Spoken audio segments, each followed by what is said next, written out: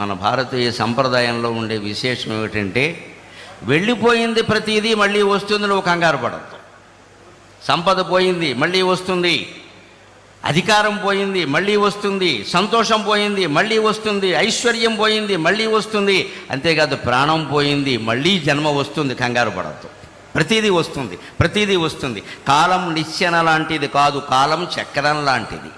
చక్రం పోయినవి మళ్ళీ వస్తూ ఉంటాయి, వచ్చిన మళ్ళీ వెళ్ళిపోతూ ఉంటాయి. జాగ్రత్తగా ఉండాలి. ఇందాక మనం సంవత్సరాల పేర్లు చెప్పుకున్నప్పుడు అదే విశేషాన్ని చెప్పుకున్నాం ప్రత్యేకంగా. అది మన సంస్కృతిలో ఉంది. అందుకే తాతగారు చనిపోతే సంవత్సరంలోగా మనవడు పుట్టినా మనవరాలు పుట్టినా ఆ తాతగారి పేరు ఈ మనవడికి పెడతాం మనం ఖచ్చితంగా.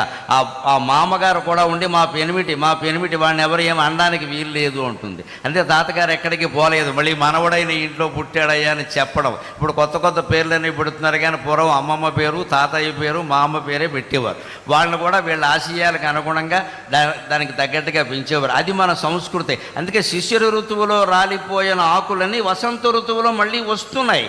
పోయిన చైత్రమాసం మళ్ళీ వచ్చింది, పోయిన శుక్లపక్షం మళ్ళీ వచ్చింది, పోయిన పున్నమి మళ్ళీ వచ్చింది, పోయిన తిథులన్నీ మళ్ళీ వస్తున్నాయి, పోయిన నక్షత్రాలన్నీ మళ్ళీ వస్తున్నాయి. నీకు పోయింది అనుకుంటున్న సంతోషం కూడా మళ్ళీ వస్తుంది ఖచ్చితంగా.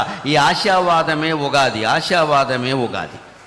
రాలిన ఆకు మేల్బసిడి రాగముగా చిగురించు, ఎండుదై వ్రాలిన మ్రోడు జీవరశరమ్య శిరస్సున పైకి లేచు.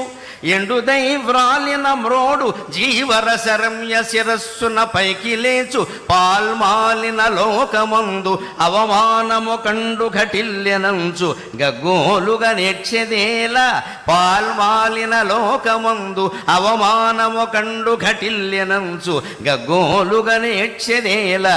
నవకోరక రాగము, నవకోరక రాగము కోకిలమ్మయే హేలగ పాడుచున్నది.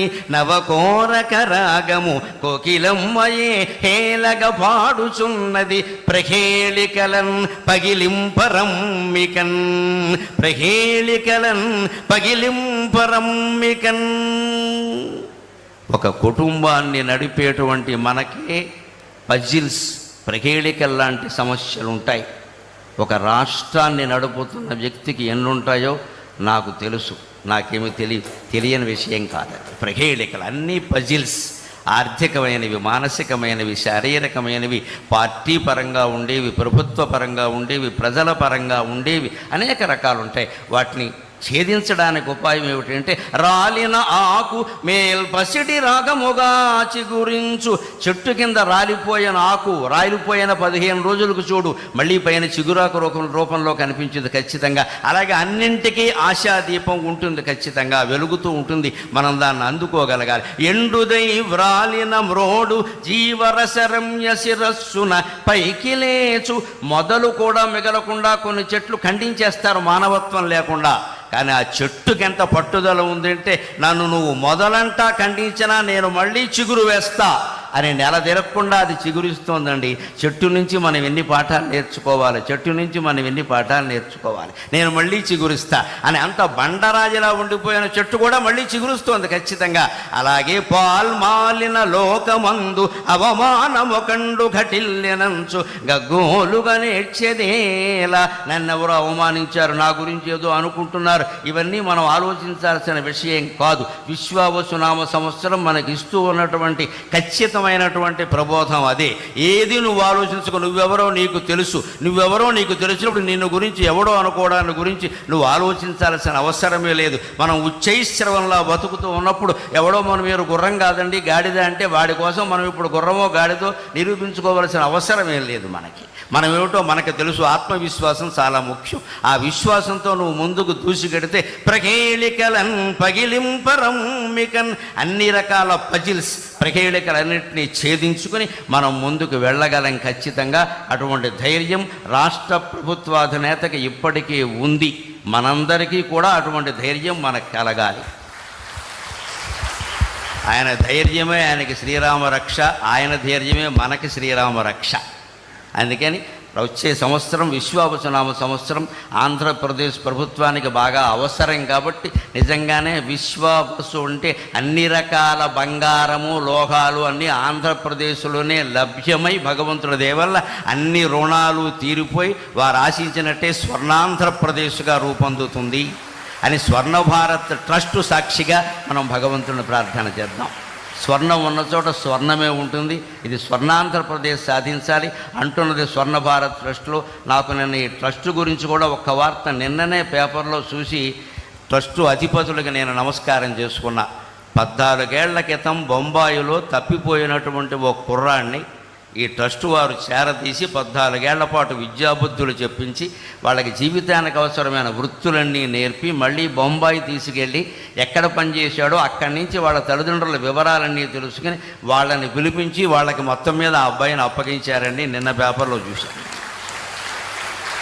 అందుకని మా అమ్మాయి ఇలాంటిదైనా దీప గారిని నేను ఆశీర్వదిస్తూ ఉన్నాను. నిజంగా ఇంత ట్రస్టు నడుపుతూ ఇంతటి మంచి కార్యక్రమాలు చేస్తూ నేను చూసి ఈ ట్రస్టు ఇంత గొప్పదా, దీనిగా నేను వెళ్ళబోతున్నదని నేను చాలా సంతోషించాను. నిజంగా దీన్ని ఆదర్శంగా తీసుకుని మనం స్వర్ణాంధ్రప్రదేశ్ నిర్మాణానికి ఎంత చేయాలో అంతా చేద్దాం. ప్రభుత్వానికి పూర్తిగా సహకరిద్దాం అన్ని విధాల. ముందు ఒక్క విజ్ఞప్తి, ప్రభుత్వానికి కట్టవలసిన పన్నులన్నీ రూపాయి ఎగ్గొట్టకుండా కట్టేద్దాం. అది చాలు, ఇంకేమవుతారు. అది ఒక్క పని మనం చేసి మళ్ళీ ఏమండి నాకు అవకాశం ఊరికే గోక్కుండా మనం మొత్తం అన్నీ కట్టేస్తే అన్ని ప్రభుత్వాలు బాగానే నడిస్తే. పూర్వం నుంచి ప్రభుత్వాలు పన్నుల మీద ఆధారపడి నడిచే. అందుకని అవన్నీ మనం సక్రమంగా ఏదీ లోటు చేయకుండా కట్టేస్తే అన్నీ బాగుంటాయి. అటువంటి చిత్తశుద్ధి నిజాయితీతో జీవించడానికి, సత్యానికి ధర్మానికి కట్టుబడి ఉండడానికి నా ఈ ప్రవచనం ఏమాత్రం ఉపయోగపడినా నేను ధన్యుణ్ణి. నాకు ఈ 4 మాటలు నేర్పిన మా అమ్మ ధన్యురాలు. స్వస్తి. చాలా చాలా సంతోషం. గరికపాటి నరసింహారావు గారికి స్వర్ణ భారత్ ట్రస్ట్ తరఫున కృతజ్ఞత తెలిసాను. చాలా చక్కగా చేశారు. ఇప్పుడు పెద్దలు వచ్చిన తర్వాత మీకు సన్మానం చేసిన తర్వాత వెళ్తారు. ఇప్పుడు ఈ కార్యక్రమానికి ముఖ్య అతిథిగా ఇచ్చిన మనందరి ప్రియతమ ముఖ్యమంత్రి నారా చంద్రబాబు నాయుడు గారిని వేదిక మీదకి రావాల్సిందిగా కోరుతున్నాను. అలాగే స్వర్ణ భారతి స్ఫూర్తి ప్రదాత పెద్దలు 13వ ఉపరాష్ట్రపతి వెంకయ్యనాయుడు గారిని, అలాగే ఉషమ్మ గారిని వేదిక మీదకి రావాల్సిన కోరుతున్నాం. అలాగే కొల్లు రవీంద్ర గారిని వేదిక మీదకి రావాల్సినాం. అలాగే ఎంపీ బాలశౌరి గారిని వేదిక మీదకి రావాల్సిందిగా కోరుతున్నాం. ఎమ్మెల్యే గన్నవరం యార్లగడ్డ వెంకట్రావు గారిని, అలాగే విజయవాడ వెస్ట్ ఎమ్మెల్యే యలమంచిలి సత్యనారాయణ చౌదరి గారు, సుజనా చౌదరి గారిని వేదిక మీదకి రావాల్సినాం. అలాగే మండవ ప్రభాకర్ రావు ప్రెసిడెంట్ స్వర్ణ భారత్ ట్రస్ట్, అలాగే మైనేని రాజయ్య గారు ట్రస్టీ, అలాగే అట్లూరి అశోక్ గారు ట్రస్టీ, అలాగే చుక్కపల్లి ప్రసాద్ గారు సెక్రటరీ స్వర్ణ భారత్ ట్రస్ట్ విజయవాడ చాప్టర్, అలాగే పరదేశ్ గారు, అందరూ వేదిక మీదకి రావాల్సిందిగా కోరుతున్నాం. అమ్మా మీరు శ్రీమతి శారద గారు గరికపాటి గారు వేదిక మీదకి రావాల్సిందిగా కోరుతున్నాం.